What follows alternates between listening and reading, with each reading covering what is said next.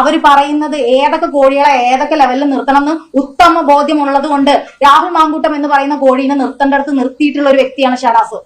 രാഹുൽ മാങ്കൂട്ടം എന്ന് പറയുന്ന കോഴീനെ നിർത്തേണ്ട സ്ഥലത്ത് ഞാൻ നിർത്തിയിട്ടുണ്ട്.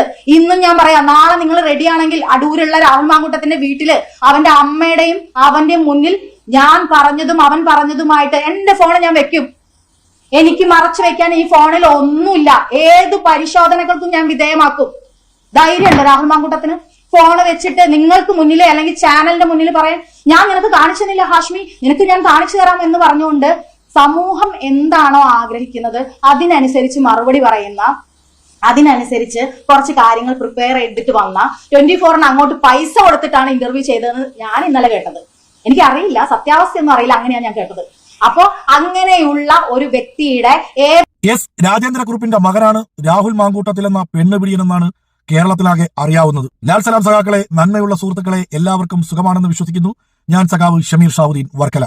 എസ് രാജേന്ദ്രക്കുറുപ്പിന്റെ മകനെന്ന് വിശ്വസിക്കുന്ന രാഹുൽ മാങ്കൂട്ടത്തിലെ സ്റ്റേജിൽ മൈക്കിന് മുമ്പിലും മാധ്യമപ്രവർത്തകരുടെ മൈക്കിന് മുമ്പിലും പിണറായി വിജയനെ, ഇടതുപക്ഷ നേതാക്കളെ വെല്ലുവിളിച്ച രാഹുൽ മാങ്കൂട്ടത്തിനോട് ചോദിക്കുന്നു, ഈ സ്ത്രീ MA ഷഹനാസ് വെല്ലുവിളിച്ച വെല്ലുവിളി ഏറ്റെടുക്കാൻ നീ തയ്യാറുണ്ടോ? ആ സ്ത്രീ സഖാവല്ല, ഇടതുപക്ഷക്കാരിയല്ല.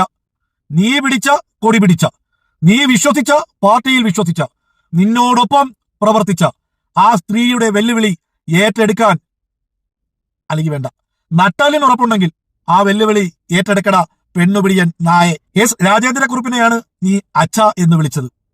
നിന്റെ കുട്ടിക്കാലത്ത് എപ്പോഴോ അദ്ദേഹം മരണപ്പെട്ടുപോയി. അദ്ദേഹം തന്നെയാണ് നിന്റെ പിതാവെന്ന് നിനക്ക് ഉറപ്പുണ്ടെങ്കിൽ ആണുങ്ങളെ മാനം കളയാതെ, ആണുങ്ങളുടെ വില കളയാതെ ആ വെല്ലുവിളി ഏറ്റെടുക്കണം മിസ്റ്റർ പെർവർട്ടർ രാഹുൽ മാങ്കൂട്ടത്തിൽ. വയനാട് ദുരന്തത്തിന്റെ പേരും പറഞ്ഞ് പിരിച്ചെടുത്ത കോടികളിൽ നിന്നും ഹാഷ്മി താജ് ഇബ്രാഹിമിനെ പോലുള്ള മാധ്യമ പിമ്പുകൾക്കും 24 ന്യൂസ് അടക്കമുള്ള മാധ്യമ കൂട്ടിക്കൊടുപ്പ് സ്ഥാപനങ്ങൾക്കും കോടികൾ വാരിയെറിഞ്ഞ് നിന്നെ വെളുപ്പിക്കാൻ ശ്രമിക്കുന്നതിനിടയിൽ ഇന്നലത്തെ അഭിമുഖത്തിൽ നീ കാണിച്ചു കൂട്ടിയ നാടക രംഗങ്ങളുടെ അണിയറയിൽ നിന്നും പുറത്തേക്ക് വന്ന് ഈ വെല്ലുവിളി ഏറ്റെടുത്ത് കേരളക്കരയാകെ നീയൊന്ന് ബോധിപ്പിക്ക്, നീ നല്ലവനാണെന്ന്, നീ മാന്യനാണെന്ന്, ഒരനുവാദവുമില്ലാതെ ഒരു പെൺകുട്ടിയെയും നീ ബാഡ് ടച്ച് ചെയ്തിട്ടില്ല എന്ന്, ഷേക്കാന്റെ പോലും കൊടുത്തിട്ടില്ല എന്ന്. എന്ത് കരുതലാണ്, എന്ത് സ്നേഹമാണ് നിനക്കെതിരെ പരാതി പറഞ്ഞ സ്ത്രീകളോട്. നിന്റെ നാടകം മതിയാക്കി, നിന്റെ തറവേലകൾ മതിയാക്കി. ആ സ്ത്രീ പറഞ്ഞ വെല്ലുവിളി നീ ഏറ്റെടുക്ക്. നിന്റെ വീട്ടിൽ, നിന്റെ അമ്മയുടെ മുമ്പിൽ മാധ്യമപ്രവർത്തകരെ വിളിച്ചു വരുത്തി, ആ സ്ത്രീയെയും വിളിച്ചു വരുത്തി, അവരുയർത്തി കാണിച്ച ഫോൺ അവരവിടെ വെക്കും. നീ ഇന്നലെ ഹാഷ്മി താജ് ഇബ്രാഹിമിനോട് ചോദിച്ച എന്റെ ഫോൺ കാണണോ എന്ന് ചോദിച്ച ഫോണില്ലേ, നീ വെക്കി. നീ ആൺകുട്ടിയാണെന്ന് ഞാൻ അടുത്ത വീഡിയോ ചെയ്യും. അണ്ടിക്കുറപ്പുണ്ടാടാ രാഹുൽ മാങ്കൂട്ടത്തിൽ എന്ന് പറയുന്ന തെരുവ് നായെ. നീ പിണറായി വിജയനെ വെല്ലുവിളിച്ച ആ വെല്ലുവിളിയുടെ 100% ദാ ഈ പറയുന്ന നട്ടലിന് ഉറപ്പുണ്ടെങ്കിൽ ആ സ്ത്രീയുടെ വെല്ലുവിളി നീ ഏറ്റെടുക്കും. പിന്നെ അതല്ലെങ്കിൽ നീ ചെലവിന് കൊടുത്ത് വളർത്തുന്ന കുറെ വളർത്തുപട്ടികളുണ്ടല്ലോ, സൈബർ മേഖലയിലെ ചില വെട്ടുകിളി കൂട്ടങ്ങൾ, അവര് വന്ന് തെറി വിളിച്ചുകൊണ്ടേയിരിക്കും. രാഹുലെ, നട്ടല് ആണുങ്ങൾക്ക് പറഞ്ഞിട്ടുള്ളതാ, നിന്നെ പോലെയുള്ള സൈക്കോകൾക്ക് പറഞ്ഞിട്ടുള്ളതല്ല. നിന്റെ വിചാരം കളി ഇവിടം കൊണ്ട് തീർന്നു എന്നാണ്. അല്ല, കളി തുടങ്ങാൻ പോണതേ ഉള്ളൂ. നീ കാത്തിരിക്കി.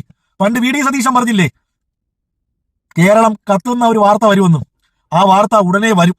നീയും അറിയും, കേരളക്കരയാകെ അറിയും. അപ്പോ കൂടുതലൊന്നും പറയുന്നില്ല. ആണാണെങ്കിൽ, ആണത്തമുണ്ടെങ്കിൽ, ഒരു പെണ്ണിനെ ഗർഭിണിയാക്കിയത് കൊണ്ട് മാത്രം ആണാവില്ലടാ. ഈ വെച്ചിരിക്കുന്ന മീശയ്ക്ക് അതിനൊരർത്ഥമുണ്ട്. പുറകിലിരിക്കുന്ന നട്ടലിന് അതിനുമുണ്ട് ഒരു പിൻബലം. അത് നിനക്കില്ല എന്ന് വരുന്ന ദിവസങ്ങളിൽ കേരള ജനതയ്ക്ക് മനസ്സിലാകും. അപ്പോൾ എല്ലാവർക്കും നന്മകൾ നേരുന്നു.